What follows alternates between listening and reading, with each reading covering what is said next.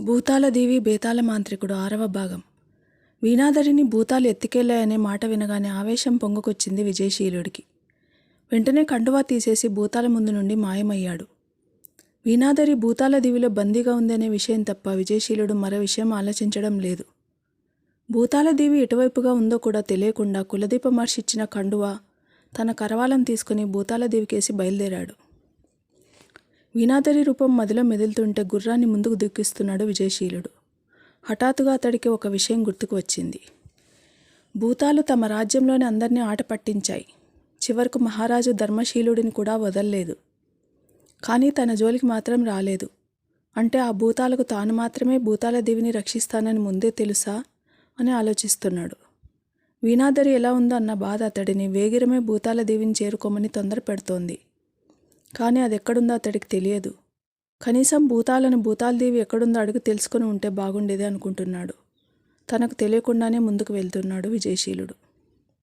అడవులు, చెట్లు, చేమలు అన్నీ దాటుకుంటూ ముందుకు వెళ్తున్న అతడికి ఒకచోట ఒక ప్రదేశంలో పచ్చని పచ్చికతో పాటు కొన్ని ఫలవృక్షాలు కనిపించాయి.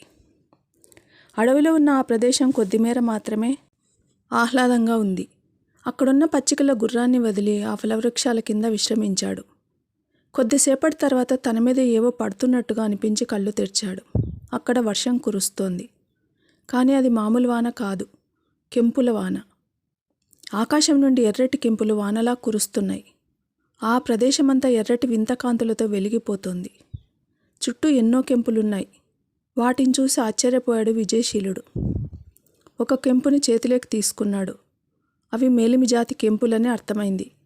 వాటిలో కొన్ని కెంపులను మాత్రం తీసుకొని తన దుస్తులలో భద్రపరుచుకున్నాడు. కొద్దిసేపటి తర్వాత కెంపుల వాన హఠాత్తుగా ఆగిపోయింది. వాన ఆగిపోగానే అక్కడ పడిన కెంపులన్నీ ఎర్రటి పుష్పాలుగా మారిపోయాయి. అవి సుమధుర పరిమళాలను వెదజల్లుతున్నాయి.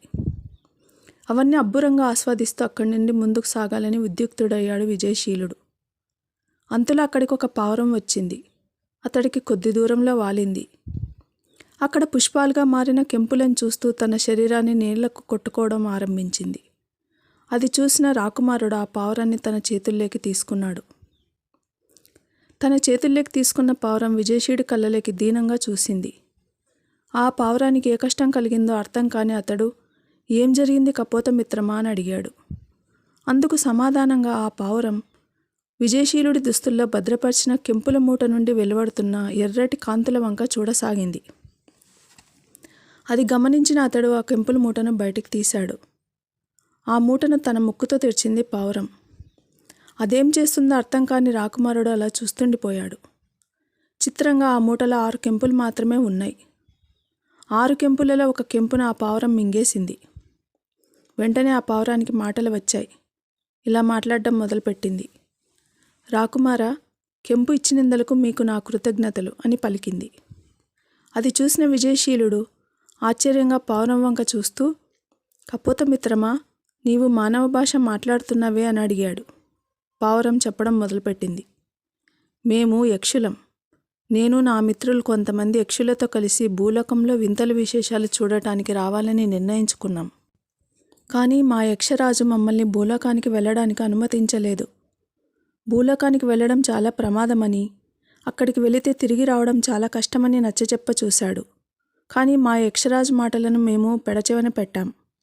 మా పట్టుదల చూసిన యక్షరాజు మమ్మల్ని భూలోకానికి కొన్ని షరతుల మీద పంపించడానికి ఒప్పుకున్నాడు. యక్ష రూపంలో భూలోకంలో సంచరించడానికి వీల్లేదు కావున మమ్మల్ని ఏదైనా పక్షి రూపంలోకి మారిపోవాలని, కానీ ఆ సమయంలో యక్షులకున్న శక్తులు పనిచేయవని, ఆ పక్షికి ఉన్న సాధారణ శక్తులు మాత్రమే పనిచేస్తాయని, అంతేకాక పున్నం నాడు కెంపుల వనంలో చంద్రకాంతి వెలుగులో వేచి ఉండాలని, ఆ సమయంలో వచ్చే యక్షరథంలో మాత్రమే మేమందరం యక్షలోకం చేరాలని నిర్ణయించాడు. ఒకవేళ పున్నం రోజు మేము యక్షలోకం చేరలేకపోతే మరల పున్నం వచ్చే వరకు వేచి ఉండక తప్పదని యక్షరాజు మమ్మల్ని హెచ్చరించాడు.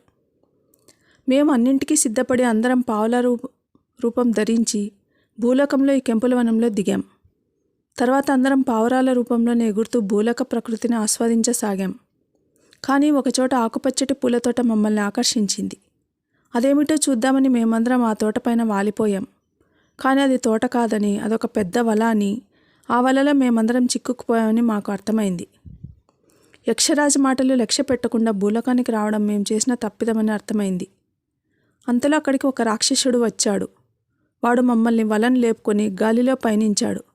ఒక పాడుబడిన కోటలో ఒక పెద్ద పంజరంలో మమ్మల్ని బంధించాడు. రోజుకో పావురం చొప్పున తింటూ వచ్చాడు. యక్షరాజును ప్రార్థించగా కెంపులవనంలో ఏడాదికి ఒకసారి కురవబోయే కెంపులవాన కురిసే సమయం ఆసన్నమైంది. ఆ కెంపులను మింగి ఆ కెంపులవనం పక్కనున్న సెలేటిలో మునిగితే మాకు యథారూపం వస్తుందని యక్షరాజు అదృశ్యమని మాకు వినిపించింది. నేను నాతో ఇంకా 4 మిత్రులు మాత్రమే బతికి ఉన్నారు. నేనొక్కరిని రాక్షసుడి బారి నుండి తప్పించుకొని ఈ కెంపులవనం చేరుకున్నాను. కానీ నేను ఇక్కడికి చేరుకునేసరికి కెంపులవాన ఆగిపోయింది. అందుకే ఆ పావురం రూపంలోనే ఆత్మహత్య చేసుకోవాలని నిర్ణయించుకున్నాను అంటూ ఆ పావురం చెప్పడం ముగించింది.